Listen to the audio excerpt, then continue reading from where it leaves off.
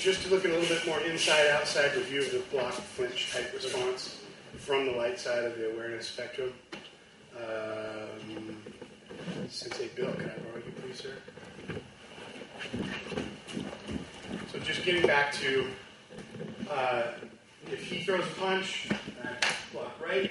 If he throws a punch, I block left. I can go, whatever punch, inside, outside. Okay. Again, inside is where, now, inside is dangerous. Inside is where you don't want to be.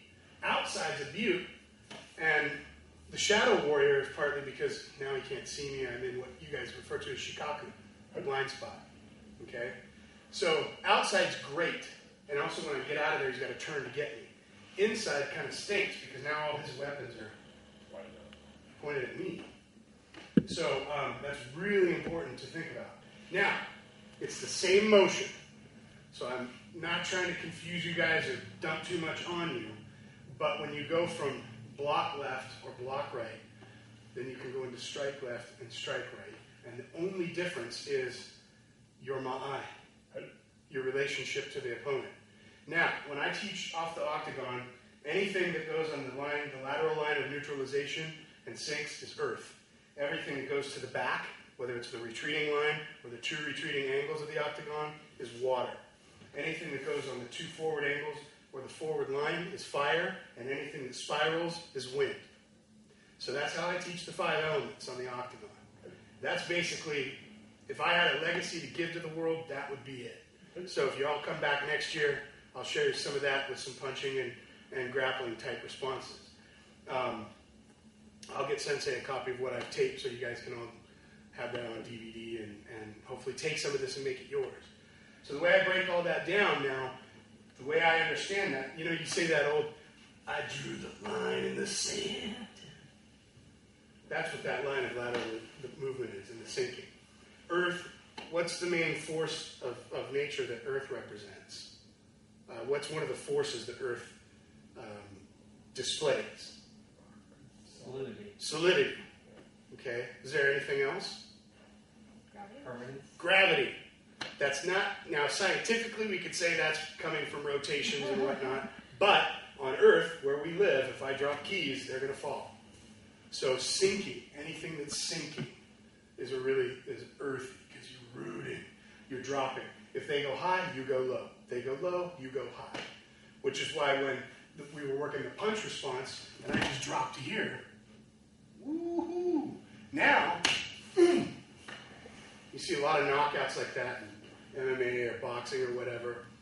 That torque coming up. There's a lot of stuff. And on an accidental level, like Sensei was teaching earlier with this one, I was talking with Bruce about the 2 big buttons.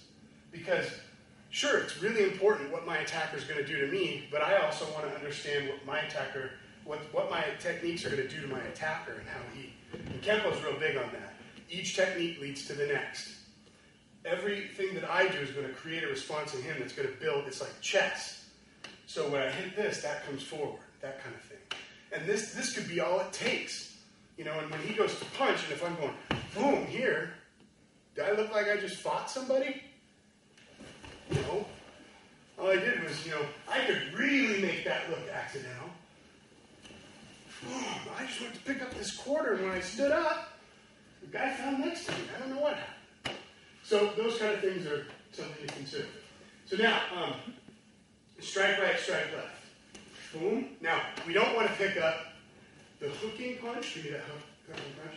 I don't want to pick that up with try to pick that up strike right. Ooh, I'm going to get hit with that thing. But I can take it here on strike left, which again, when we're looking at, say he's coming in, we're going to stick with the straight punch for now. Just because, one, it's a little more controlled. 2, it also represents 3 things. I can be punching sensei, I can be grabbing sensei, I can be stabbing. And it's it's just lines and circles. Everything in my art can be taught on a 360 or 180. It's Irini and Tenkan, Lingam and Yoni, yin and yang, male and female, triangle and circle, square and compass. So, keeping all that stuff in mind, punch comes in, it's straight punch, bam. So now, say he's coming in real big and heavy. I might go water to take that, especially if I got Bruce. Can I borrow you? Stay here with me, Sifu, but if I can borrow Bruce, look at this height difference. Look at this arm. Let's look at this reach. Yeah. So, I might need stepping back. It still might be a strike left at this point. Again, you have your timing. Early, on time, late. Sometimes late can be good, and sometimes late can be bad. If I'm a little late when that attack comes in, he's going to be closer to me, and my strike left is going to have more merit. Okay. So again, it's big. I might be moving back. I might be wanting to go in. Because if I'm going to escape, I want to actually go toward his exact opposite direction of intent. That means he has to go completely 180 to try to even spot me to chase me again. So I always want to exit out the back. And so I'm going to take that. Boom, there's a strike left, right? And from here, we're going to work some striking techniques now. So from when you get this one opened up, boom, drive that solar plexus. See how that brings the head back there? This is just going to knock the wind out of you. This you have to be very careful with. Why I teach this kind of stuff is hugely important, especially because I work a lot with women self-defense and smaller defenders.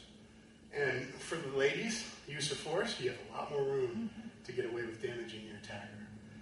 One of these, well placed, right to the eardrum, and just a cupped hand, you have plenty of time to get out of there. If they ever hear right out of that ear again, they will never forget that they should never have messed with you. And you have a ton of time to get out because their equilibrium is going to be so screwed up it's not even funny. So be careful with that. For training purposes, just go like to the side of the neck or the side of the head.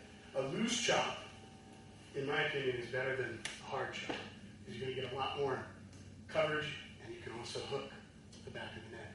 So strike comes in, boom, we're here. Hit here, right?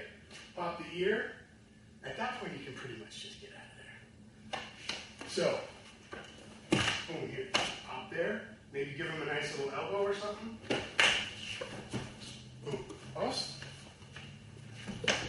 Try to keep that one more. Give me the right. Yeah. So, boom, right here, okay? Strike left or strike right. Boom, there's that. I got this if I need to give him. And again, it's not set in stone. So it just depends on what I get. I'm looking at a couple things. His reaction, right? I see this, heads out. Maybe I don't want to even take the solar plexus at this point. I might just drop to the groin, scoop it, get out of there. So look at what is happening to your opponent, your attacker, whatever. Also from here. There's the throw. So I'm here, right? Now I've got that again. There we go. Boom. I'm in. My knee spike. It's all right, don't worry. I got my knee spike. You can drive that through. I can buckle back out that way. Little sweeps. Trying to keep it simple. One. Boom. Get him out. Bam. See if you can find a throw. Take him down. Obviously from there, hey, you want to get up and be nice, etc., etc. Okay? So, on the inside line, 1, 2, take the head, throw. On the outside line, because remember that inside, he can be striking me. So I got to make this fast.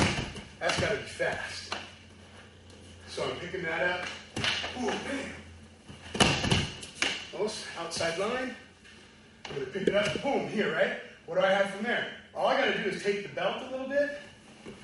Here's another throw. Right. So go, boom, to here, right? Bam, I toughen him up, soften him up there a little bit. Got this. Oops. That's the last one, so play with that. Right?